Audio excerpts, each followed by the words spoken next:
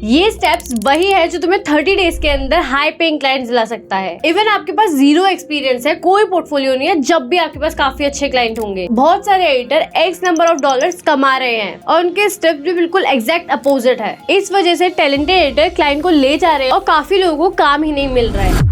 मेरे पास इतनी सारी क्वेरीज आ रही थी कि आप क्लाइंट कहाँ से लाते हो, हाउ टू फाइंड क्लाइंट, अगर हम फ्रीलांसिंग कर रहे हैं तो हम ज़्यादा से ज़्यादा क्लाइंट को कैसे रीच आउट कर सकते हैं, अगर हम एजेंसी चला रहे हैं अपनी वीडियो एडिटिंग की तो उसके अंदर हम सस्टेनेबल क्लाइंट कैसे लेकर आए। तो आज मैं इस वीडियो के अंदर सारे आपके डाउट क्लियर करूँगी, जिससे आपको हर चीज़ क्लियर हो क्लाइंट के बारे में। और अगर इसके बाद भी कोई क्वेरी आती है तो आप कमेंट बॉक्स में पूछ सकते हो। और जो मैंने स्टेप्स क्रिएट करे हैं वो कंटेंट क्रिएटर्स और ब्रांड क्रिएटर्स जो मेरे साथ वर्क कर रहे हैं उनके लिए भी मैं सेम एग्जैक्ट ये यूज करती हूँ।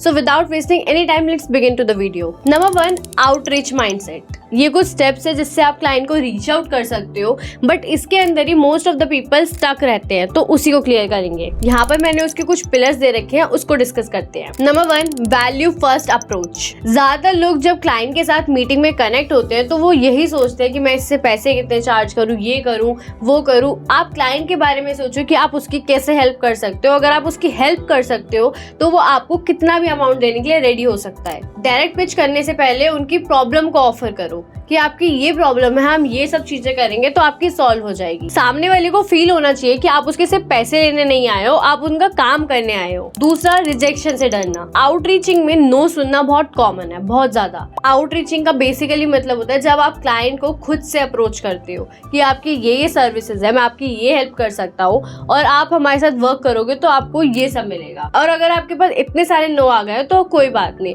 बिकॉज आउटरीचिंग में ये बहुत ज्यादा कॉमन है। इसे पर्सनल नहीं लेना। हो सकता है कभी कभी क्लाइंट बिजी हो, आपको मैसेज ना करे, एंड उससे time to time follow up आप लेते रहो। Third, curiosity. सामने वाले की बिजनेस लाइफ और पर्सनल लाइफ के अंदर थोड़ा सा इंटरेस्ट दिखाओ, जिससे आपके और आपके क्लाइंट के बीच में थोड़ा पर्सनल कनेक्शन बनेगा। आई नो ये जो मैंने आपको 3 स्टेप बताया बहुत ज्यादा कॉमन है और आपको हो सकता है पता भी हो, बट इन सब चीजों का आपको ध्यान रखना चाहिए, क्योंकि बीच बीच में क्या होता है कुछ चीजें मिसिंग हो जाती है, कुछ चीजें आप फॉलो करना भूल जाते हो, क्योंकि इन छोटी छोटी चीजों से ही आप अपने और अपने क्लाइंट के बीच में ट्रस्ट बिल्ड कर सकते हो। आउटरीचिंग एक नंबर गेम है क्वांटिटी के साथ। अगर आप 100 लोगों को कचरा बेचोगे तो 0 मिलेगा, लेकिन आप 10 को रिसर्च करके अच्छे से अप्रोच करके अगर आप एक पर्सनल ईमेल लिख के उनको शेयर करोगे तो आपके 50% चांसेस है कि वो आपको रिप्लाई बैक करे। नेक्स्ट, अब मैं बात करूंगी अपना कोल्ड आउटरीचिंग सिस्टम कि मैं कैसे क्लाइंट को पिच करती हूँ और मेरे पास कैसे क्लाइंट आते हैं। तो मोस्ट ऑफ द क्वेश्चन आपके यहीं पर क्लियर होने वाले हैं, तो मैं आपको स्टेप बाय स्टेप शेयर करती हूँ। नंबर 1, बिल्ड 100 क्वालिटी लीड्स। हर क्रिएटर तुम्हारा क्लाइंट नहीं है, तुम्हें सिर्फ उनके अंदर 3 चीज देखनी है। अगर वो 3 चीज मैच हो जाती है तो आप उस क्लाइंट को रीच आउट कर सकते हो। रीच आउट क्लाइंट में ये इंपॉर्टेंट है कि आपको रीच आउट करना चाहिए। ये चीज इंपॉर्टेंट है कि आपको किसको रीच आउट नहीं करना चाहिए, क्योंकि अगर आपको ये पता होगा ना कि आपको क्या नहीं करना तो आपके पास काफी सारी पॉसिबिलिटीज होती है जो आप कर सकते हो। फर्स्ट, जिनका रोजी रोटी एक कंटेंट है, फॉर एग्जाम्पल वो कंटेंट बनाते हैं एंड पैसा अर्न करते हैं, उसी से उनका घर एंड बहुत सारी लाइफस्टाइल चल रही है, तो आप ऐसे क्लाइंट को रीच आउट कर सकते हो। फॉर एग्जाम्पल अगर मैं कोई क्रिएटर का नाम लूँ जैसे सौरभ जोशी, उनका पूरा घर एक कंटेंट के थ्रू चला है। सेकंड, उनके पास बजट हो तुम्हें पे करने के लिए। क्लाइंट ऐसे चूज नहीं करने जिनके पास बजट ही नहीं है आपको पे करने के लिए, बिकॉज अगर आप अपनी स्किल्स की वैल्यू करोगे तो लोग भी आपकी स्किल्स की वैल्यू करेंगे। थर्ड, उनका कोई और मोनेटाइजेशन भी होना चाहिए। फॉर एग्जाम्पल वो एक बिजनेसमैन हो, प्रोडक्ट सेल करते हो, सर्विसेज देते हो, क्योंकि अगर उनकी इनकम होगी तो जब ही आपकी इनकम होगी। अब आपको लीड को कलेक्ट कैसे करना है? बेस्ट मेथड की लीड्स को आप कलेक्ट कर सकते हो इज दैट यूट्यूब पे आप मैनुअली सर्च करो, आप उनका channel name, email ID, last upload, वहां पर आपको सब कुछ मिल जाता है। तो उसे देखने के बाद आप उनको एक पर्सनलाइज ईमेल कर सकते हो। लेट मी टेल यू आपको रिसर्च कैसे करनी है। सबसे पहले प्रोसेस, आप 10 मिनट एक रील के ऊपर दो या यूट्यूब वीडियो के ऊपर दो, उनकी गलती आइडेंटिफाई करो। चाहे आप उसे अब स्पीड को 2x करो, 3x करो, 4x करो, अब तो कितनी भी x हो चुकी है। नेक्स्ट, आप राइट डाउन करो उनकी मिस्टेक्स को, टाइमलाइन के साथ करो, प्रॉब्लम लिखो और उसको एक्सप्लेन करो। देन फाइंड आउट करो उनकी common problem like weak hook, dead speed, visual report, poor visual, story telling, audio, emotion, visual, curiosity, pacing. आप इन सब चीजों के बारे में उधर बात कर सकते हो। Next step, email. आप अब रिसर्च करने के बाद उसे ईमेल करो। अब ईमेल में आप कौन सा फॉर्मेट लिखोगे वो मैं बताती हूँ।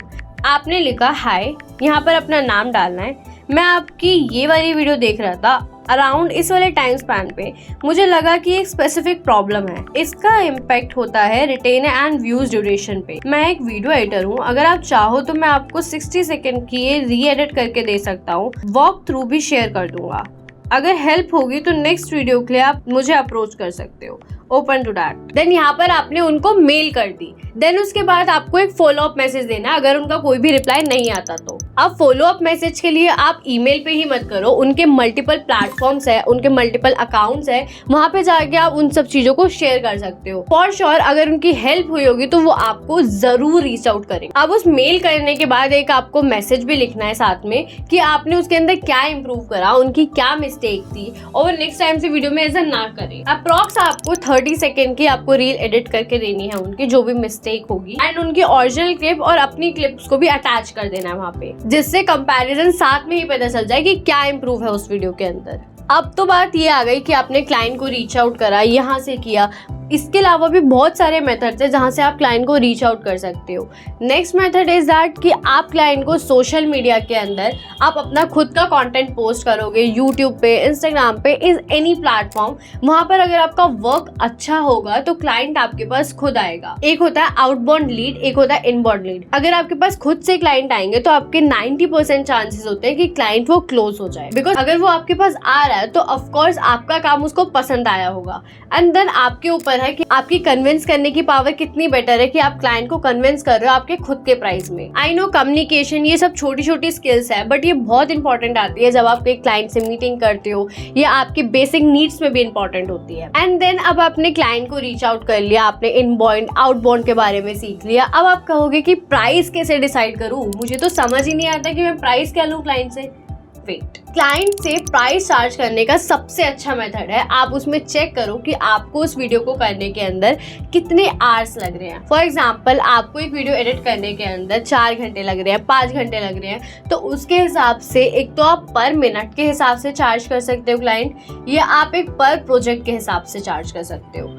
ये दो चीजें होती है। अगर हम इसे 2 पार्ट्स में डिवाइड करें, फॉर एग्जांपल एक होता है पर प्रोजेक्ट। एक बड़ा प्रोजेक्ट है, एक म्यूजिक वीडियो है जो सिर्फ एक ही बार एडिट होनी है और वो 1 आवर की वीडियो है, तो आप उसमें प्रोजेक्ट बेसिस पे जाओ, आप उसे प्रोजेक्ट बेसिस पे क्लाइंट को पैसे बताओ। एंड अगर उनकी शॉर्ट वीडियो है, लॉन्ग वीडियो है, इंस्टाग्राम पे अपलोड करते हैं, यूजीसी वीडियो है, तो आप उसको पर मिनट के हिसाब से प्राइस बताओ, क्योंकि वो ना एक स्पेसिफिक मिनट होता है कि आप मतलब अंडर 1 मिनट है, अंडर 90 सेकेंड है, तो उसको आपको एक आइडिया मिल जाता है कि आप कैसा चार्ज कर सकते हो। और मैंने भी अपनी एक प्राइसिंग की लिस्ट बना रखी है, कहो तो मैं डिस्क्रिप्शन में भी ऐड कर दूंगी उसको, वहाँ पे जाके आप चेक कर सकते हो और आप अपने अकॉर्डिंग प्राइस को अप डाउन कर सकते हो। एंड अब प्राइसिंग के बाद भी बहुत सारी चीजें होती है लाइक एग्रीमेंट, कॉन्ट्रैक्ट, ये सब चीजें। अगर आप चाहो तो मैं उसके ऊपर डेडिकेटेड वीडियो लेकर आऊंगी, तो आप मुझे कमेंट्स में उसमें बता देना कि अगर आपको किसी और टॉपिक के ऊपर डेडिकेटेड वीडियो चाहिए।